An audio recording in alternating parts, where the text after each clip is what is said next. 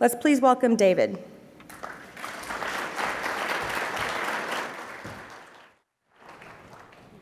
Okay, thank you. Good morning, everybody. Can you hear me? All right. As she said, my name is Dave Michelsen. I work in the retail operations area at ERCOT. So for those of you that don't know, that means that for 12 years I've been driving for 5 days a week to Taylor, Texas. And I've had every food option after about the first 3 or 4 days. If you haven't been to Taylor, then it's an experience. What I want to do today is give you kind of just a brief overview of somewhat my side of the world. There's a lot of charts and a lot of numbers. They're not all important to read, down to the last detail, but hopefully you'll get some idea of a market overview. How we're perceived is an important part of the presentation, and also some of the resources that are available, some of which you may not be interested in, some of which you may be very interested in. Knowing where that data is, ERCOT generates a tremendous amount of data, as that you probably know. There's some links at the end that you may find useful. Here is the ERCOT overview of the interconnected United States. As most of you are aware, ERCOT, Texas is an island. That's how we like it. We don't tie into the other states. There's a very good reason for that. It's in the Constitution, and we'll keep it that way as long as we possibly can. Here's just a map of the counties and the ERCOT zones, and this is a demonstration. ERCOT does a lot of things with the counties and with the profiles and the loads, as you guys are probably well aware. There's some discussion of some interchange among some of the zones. Those conversations occur in ERCOT stakeholder process. So if you're interested in a border, for example, on some of these zones that we map to, there's a link later on in the presentation for where some of that type of data is. The core responsibilities of ERCOT. System reliability, everybody knows that one. The transmission, ensuring the open access, I think people are pretty familiar with that. We settle the wholesale bulk power market. You guys are more probably familiar with some of those details than I am. My job specifically is as the registration agent, which is one of the core responsibilities we have from the commission. And that means that I administer the retail switching for the 7 million competitive easy IDs. Typically, that involves ensuring that the REP that is requesting and the end-use customer that is requesting to be associated to that REP, that relationship goes as expected. After I get that relationship settled in an integrated way, I push that into our settlement system. That data is then settled up through the QSEs, and the beat goes on, and everybody gets charged, and everybody gets paid, and everybody's happy. But we've got to get that relationship correct first. Here's a market slide design that we have on ERCOT.com that I find very useful. There's simpler versions of it that we use in various things if people aren't familiar with ERCOT, but from our perspective, we report to the Independent Market Monitor. We also report to the PUC, and we report to both of those on a very, very regular basis. You can see the number of parties it takes to operate this market, both from the retail perspective, from the wholesale settlement perspective. One thing that I get corrected on enough to where I'll not say it anymore in front of large groups, specifically TDUs and TSPs. If you say that the market is deregulated, people want to throw the regulation books at you, because this market is not deregulated. This market is competitive. There's a very big difference, and anybody that's dealt with a tariff will be quick to point that out. But in order to have a competitive market, this is the players that are involved, from the end-use consumer, which ERCOT doesn't specifically deal with directly, all the way up through the Independent Market Monitor, which has access to ERCOT systems and data, and the Public Utility Commission, which I report to on a monthly and quarterly basis. Competitive market activity. This is the first of many bragging slides where we talk about how much work we do and how competitive and how great our market really is, and we do this quite a bit. The Easy ID relationships established in our region, as you can see, we have seasonal peaks. We have various ways that people achieve an active retail relationship. So this is a relationship between a consumer of any type and an REP. And we average about 375,000 relationships created every single month in the state. And that's only in the ERCOT region. Most of what I'll say is only in the ERCOT region. As a definition, I don't necessarily work too closely with the NOEs, the non-opt-in entities, but we do help them from time to time with some system things, and they do, of course, report up through our access and our transmission.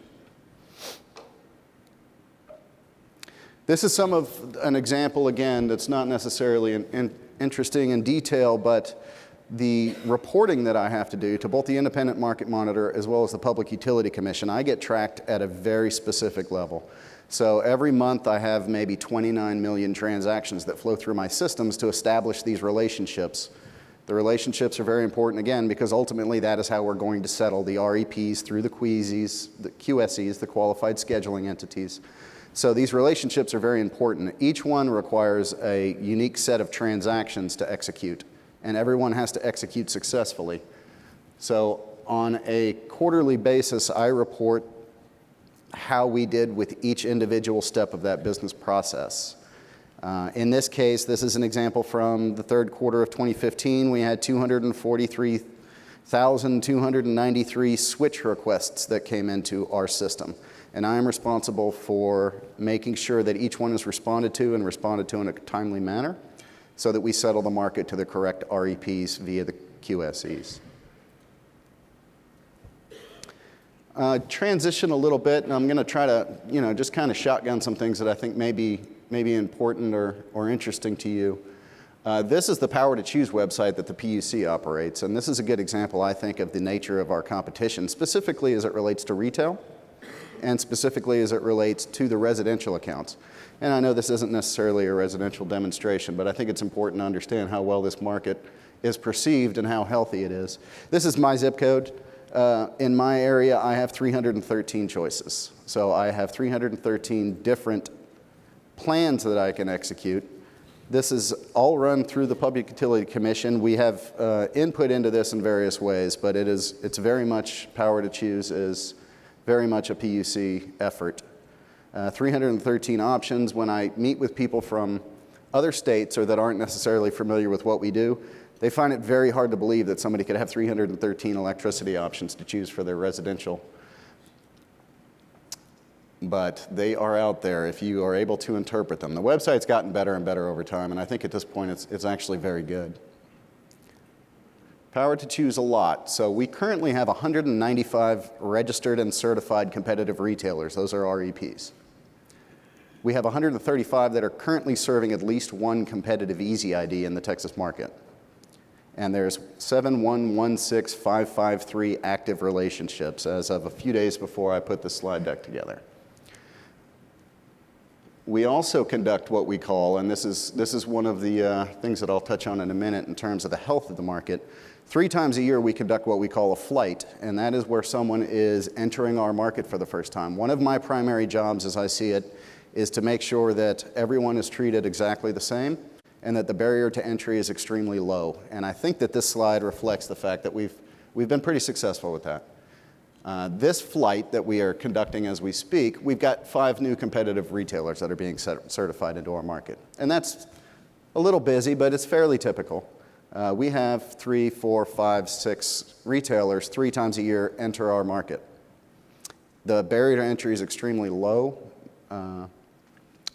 All you need, we like to tell people, all you need is $500 and a bad idea, and you can join the market too. We don't say that outside usually, but we say it inside.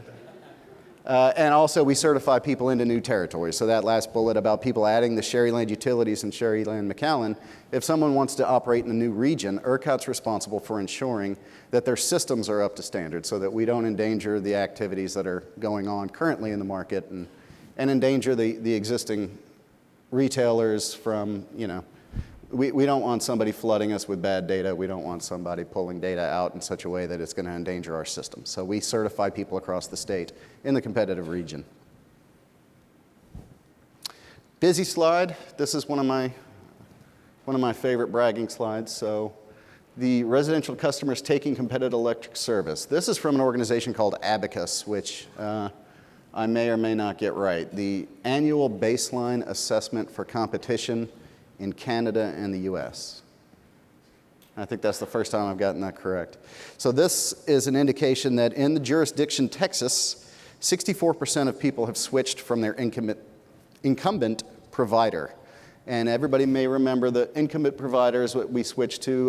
There's a couple of different start and stop dates for when this went into effect. But we typically use February 1st of 2002 as the actual beginning of competition when Senate Bill 7 was fully in effect. Competition, there was no more vertical integration in the ERCOT region. And since that time, 64% of people are not on what was considered to be their A-rep or their legacy rep. There's a caveat on that, which I like to point out. Again, we're the highest in the region that is abacus reviews, but there's this caveat that they put in their report this time, which I greatly appreciate because we spent a lot of time putting together some data for them to show that just because 64% of people in the state are not with the incumbent, I'm going to get that word, I got abacus right, I can't get incumbent right. If that does not necessarily imply that 36% of people have never selected a rep. So as you can see on this slide, if you go to large non-residential, which is what a lot of people in this room are obviously concerned with, only 3% have remained with their legacy rep since competition fully started. And that's a really incredible number in terms of the areas that are being tracked, right? So if you go to some of these other jurisdictions, as you'll see here, there's a rating system, which is somewhat convoluted, but we like because we always score really well.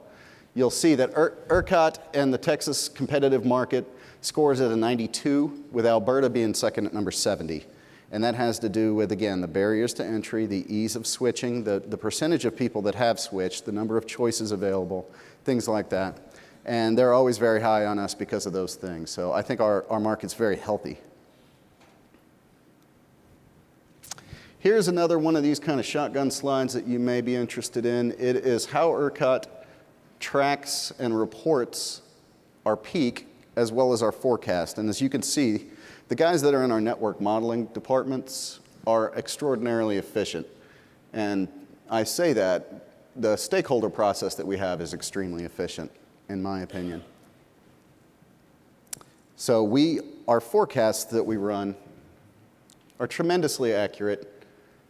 Even when we have a dip, as we did on 8/21, you'll see, or if we have a peak like we did somewhere around 8/10, our forecasting is tremendously accurate. And that drives really the actual prices to be very closely in line with where we want them to be.